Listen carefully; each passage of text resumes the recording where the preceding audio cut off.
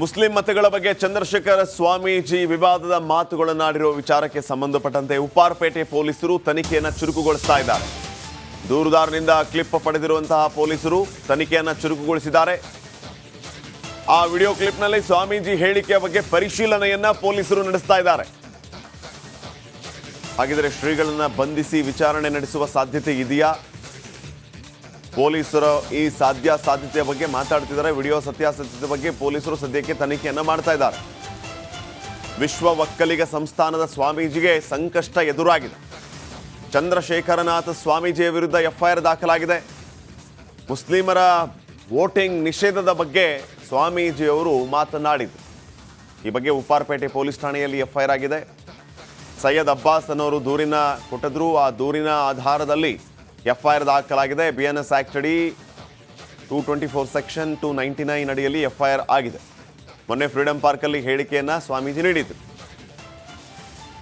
ಈ ಬಗ್ಗೆ ಇನ್ನಷ್ಟು ಮಾಹಿತಿಯನ್ನು ನೀಡ್ತಾರೆ ಪ್ರತಿನಿಧಿ ನಾಗರಾಜ್. ಈಗ ಫೋನ್ ಸಂಪರ್ಕದಲ್ಲಿ. ನಾಗರಾಜ್, ಏನು ನಡೀತಾ ಇದೆ ಸದ್ಯಕ್ಕೆ? ಏನು ಅಪ್ಡೇಟ್ಸ್ ಕೊಡ್ತೀರಿ ಈ ಬಗ್ಗೆ?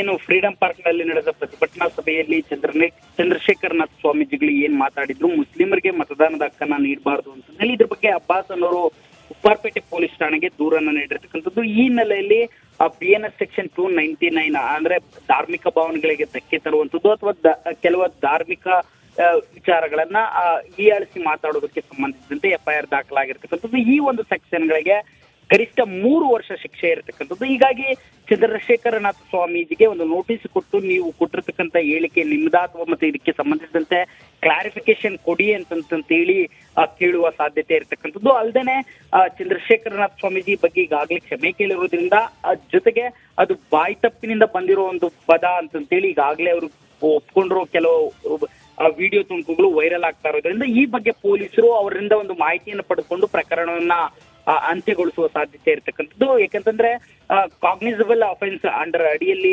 ಬರೋದಿಲ್ಲ, ಇದು ನಾನ್ ಕಾಗ್ನಿಸಬಲ್ ಅಫೆನ್ಸ್ ಅಂತ ಹೇಳಿ ಪರಿಗಣನೆಗೆ ತೆಗೆದುಕೊಳ್ಳೋದ್ರಿಂದ ಅವರ ಬಂಧನ ಸಾಧ್ಯತೆ ಈ ಒಂದು ಪ್ರಕರಣದಲ್ಲಿ ತೀರಾ ಕಡಿಮೆ ಇರತಕ್ಕಂಥದ್ದು. ಶ್ರೀಪಾದ್, ಓಕೆ, ಥ್ಯಾಂಕ್ ಯು ಮಾಹಿತಿಗಾಗಿ ನಾಗರಾಜ್.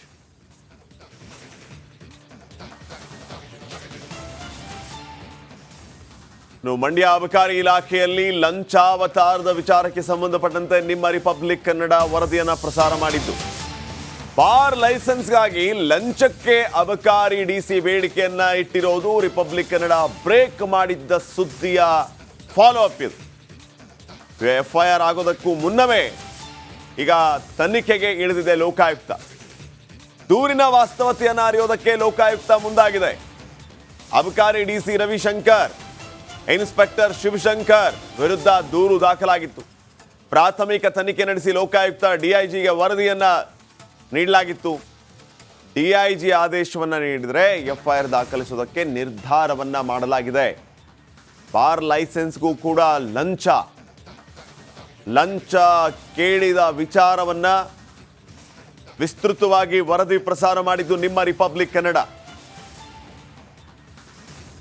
ರಿಪಬ್ಲಿಕ್ ಕನ್ನಡದ ವರದಿಯ ಫಾಲೋ ಅಪ್ ಈಗ ಲೋಕಾಯುಕ್ತ FIRಗೂ ಮುನ್ನವೇ ತನಿಖೆಯನ್ನ ಚುರುಕುಗೊಳಿಸ್ತಾ ಇದೆ.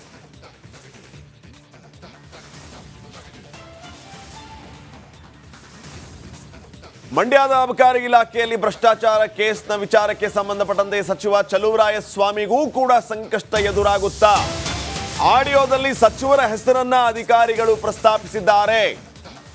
ಸಚಿವ ಚಲುವರಾಯಸ್ವಾಮಿ ವಿರುದ್ಧ JDS ಕಿಡಿಕಾರಿದೆ.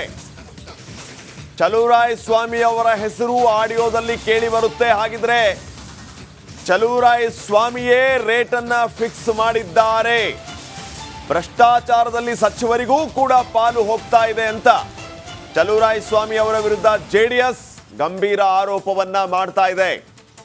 ಸಾಮಾಜಿಕ ಜಾಲತಾಣದಲ್ಲಿ JDS ಈ ರೀತಿಯ ಒಂದು ಪೋಸ್ಟ್ ಹಾಕಿದೆ. ಆಡಿಯೋದಲ್ಲಿ ನಮಗೆ ಕೇಳೋದೇನಂತಂದ್ರೆ ಚಲುವರಾಯಸ್ವಾಮಿ ಅವರ ಹೆಸರು. ಹಾಗಿದ್ರೆ ಚಲುವರಾಯಸ್ವಾಮಿ ಅವರಿಗೂ ಈ ಲಂಚದಲ್ಲಿ ಪಾಲು ಹೋಗುತ್ತಾ? ಭ್ರಷ್ಟ ಸಚಿವ ಅಂತ ಹೇಳಿ JDS ಈಗ ಸಾಮಾಜಿಕ ಜಾಲತಾಣದಲ್ಲಿ ಸಚಿವ ಚಲುವರಾಯಸ್ವಾಮಿ ವಿರುದ್ಧ ಈ ರೀತಿಯ ಒಂದು ಗಂಭೀರ ಆರೋಪವನ್ನ ಮಾಡಿದ್ದಾರೆ. ಮತ್ತಷ್ಟು ಮಾಹಿತಿಯನ್ನ ಪಡೆಯೋಣ ನಮ್ಮ ಮಂಡ್ಯ ಪ್ರತಿನಿಧಿ ಆನಂದ್ ಅವರಿಂದ. ಆನಂದ, ಸದ್ಯಕ್ಕೆ ಅಬಕಾರಿ ಲಂಚಾವತಾರ ಒಂದು ಕಡೆ, ಮತ್ತೊಂದು ಕಡೆ ಚಲುವರಾಯಸ್ವಾಮಿ ವಿರುದ್ಧ JDS ಆಕ್ರೋಶ, ಏನೆಲ್ಲ ಮಾಹಿತಿ ಕೊಡ್ತೀರಿ ವಿಚಾರವಾಗಿ? ಶ್ರೀಪಾದ್, ಮಂಡ್ಯಾಲ್ ಅಬ್ಕಾರಿ ಇಲಾಖೆಯಲ್ಲಿ ನಡೀತಿದ್ದಂತ ಭ್ರಷ್ಟಾಚಾರದ ಸಂಬಂಧ ಲೋಕಾಯುಕ್ತ ಕಚೇರಿಗೆ ಕಾಂಗ್ರೆಸ್ ಕಾರ್ಯಕರ್ತ ಪುನೀತ್ ಎಂಬಾತ ದೂರನ್ನ ಕೊಟ್ಟಿದ್ದ. ಆಡಿಯೋದಲ್ಲಿ ಲಂಚಾವತಾರ ಸಂಪೂರ್ಣವಾಗಿ ಪಟಾಬಯಲಾಗಿತ್ತು.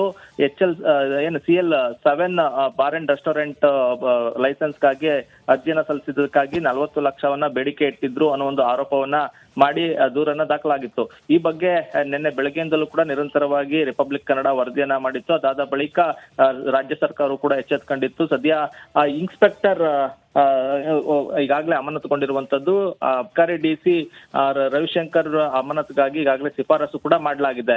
ಮತ್ತೊಂದೆಡೆ ಈಗಾಗಲೇ ಲೋಕಾಯುಕ್ತ ಅಧಿಕಾರಿಗಳು ಕೂಡ ಒಂದಷ್ಟು ತನಿಖೆಗೆ ಮುಂದಾಗಿರುವಂತದ್ದು. FIRಗೂ ಮುನ್ನ ಒಂದಷ್ಟು ವಿಚಾರಣೆ ಮಾಡುವಂತದ್ದು, ಜೊತೆಗೆ ತನಿಖೆಗೆ ಮುಂದಾಗ್ತಾ ಇದ್ದಾರೆ.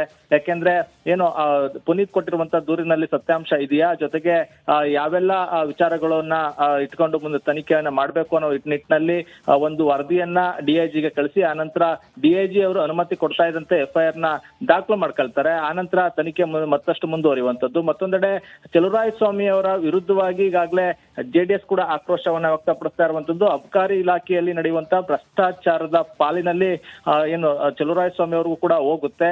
ಮಂತ್ಲಿಯನ್ನ ಫಿಕ್ಸ್ ಮಾಡ್ಕೊಂಡಿದ್ದಾರೆ. ಒಂದೊಂದಕ್ಕೂ ಒಂದೊಂದು ರೇಟ್ ಅನ್ನ ಫಿಕ್ಸ್ ಮಾಡಿ ಅಧಿಕಾರಿಗಳ ಮೂಲಕ ಸಚಿವ ಚಲುವರಾಯಸ್ವಾಮಿ ವಸೂಲಿಯನ್ನ ಮಾಡಿಸಿದ್ದಾರೆ ಅಂತ ಒಂದು ಗಂಭೀರ ಆರೋಪವನ್ನ ಮಾಡಿರುವಂತದ್ದು. ಈಗಾಗಲೇ ಸೋಷಿಯಲ್ ಮೀಡಿಯಾದಲ್ಲಿ ಸಚಿವ ಚಲುವರಾಯಸ್ವಾಮಿ ವಿರುದ್ಧ ಆಕ್ರೋಶ ಕೂಡ ವ್ಯಕ್ತ ಆಗ್ತಾ ಇರುವಂತದ್ದು. ಮತ್ತೊಂದೆಡೆ ಏನ್ ಲೋಕಾಯುಕ್ತದಲ್ಲಿ FIR ಆದ್ರೆ ಸಚಿವ ಚಲುವರಾಯಸ್ವಾಮಿ ಅವ್ರಿಗೂ ಕೂಡ ಸಂಕಷ್ಟ ಎದುರಾಗುತ್ತಾ ಅನ್ನೋ ಒಂದು ಪ್ರಶ್ನೆ ಕೂಡ ಮೂಡಿರುವಂತದ್ದು. ಯಾಕೆಂದ್ರೆ ಆಡಿಯೋದಲ್ಲಿ ಸಚಿವರ ಬಗ್ಗೆಯೂ ಕೂಡ ಪ್ರಸ್ತಾಪ ಆಗಿದೆ. ಜೊತೆಗೆ ಅವ್ರನ್ನು ಕೂಡ ನೋಡ್ಕೋಬೇಕು ಅಂತ ಹೇಳಿ DC ರವಿಶಂಕರ್ ಪ್ರಸ್ತಾಪ ಮಾಡಿರೋದ್ರಿಂದ ಮುಂದೆ ಅವ್ರಿಗೆ ಸಂಕಷ್ಟ ಎದುರಾಗುತ್ತಾ ಅನ್ನೋದು ಒಂದು ಇಲ್ಲಿ ಪ್ರಶ್ನೆ ಆಗಿರುವಂತದ್ದು.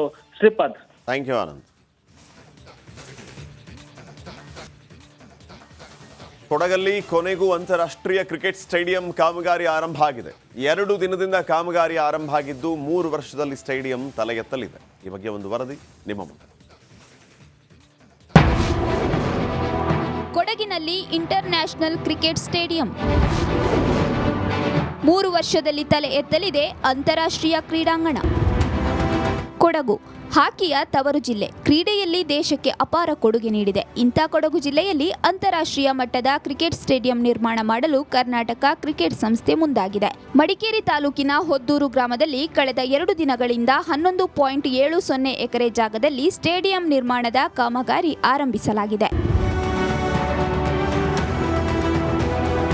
ಹೌದು, ಬೆಂಗಳೂರಿನ ಚಿನ್ನಸ್ವಾಮಿ ಕ್ರಿಕೆಟ್ ಸ್ಟೇಡಿಯಂಗಿಂತಲೂ ಈ ಕ್ರೀಡಾಂಗಣ ದೊಡ್ಡದಾಗಿರಲಿದೆ. ಸುಮಾರು 50 ಕೋಟಿ ವೆಚ್ಚದಲ್ಲಿ ಆರಂಭವಾಗಿರುವ ಸ್ಟೇಡಿಯಂ ಕಾಮಗಾರಿ 3 ವರ್ಷದಲ್ಲಿ ಮುಗಿಯಲಿದೆ. ಈಗ ಇನ್ನು ಕೆಲಸ ಈಗ ಆರಂಭಗೊಂಡಿದೆ. ಆದಷ್ಟು ಬೇಗ ಈಗ ನಾವು